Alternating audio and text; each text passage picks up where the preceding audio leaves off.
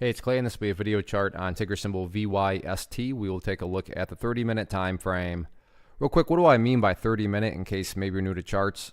Instead of each one of these candlesticks here representing 1 day's worth of price action, which is what you would normally see, each one represents 30 minutes. So while this here may look like several days worth of time, it's actually today's price action broken down into 30-minute time slices.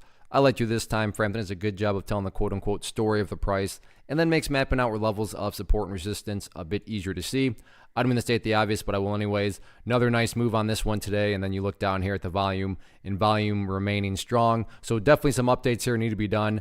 First update I'm going to do is a little house cleaning, just get rid of that line down there. Sure, that level still pertains, just not relevant right now. And from a presentation standpoint, I don't want to risk causing confusion and clutter because there's lines everywhere. So let's try to keep this as clean as possible. The first update, though, that does need to be done from an annotation perspective here is just based on a foundational rule in charting, which states when levels of resistance are broken and closed above, you want to see them act as support, and it brings a tear to my eye as somebody that loves charts. I mean, you could throw this right into a textbook, and this is why I always have to kind of chuckle when people say, oh, charts don't work. Charts are a scam. Are charts perfect? No, I'm not saying that. But like I said, according to the rule, that resistance was broken and it should act as support.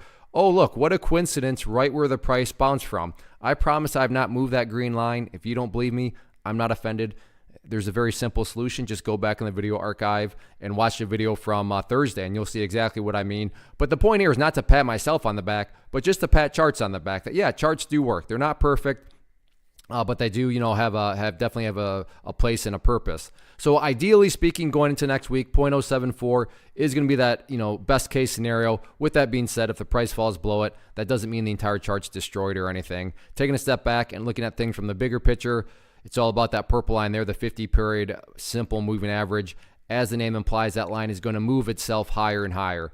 So as far as measuring the health of the overall move, that being defined as the move, as long as the price is above that purple line, as the line itself moves higher and higher, then the bulls are in full health, the bulls are in full control. However you can best visualize that, that is what is being represented. As far as where the sellers are at going into next week, nothing fancy other than the fact that the party stopped today up there at 0.084.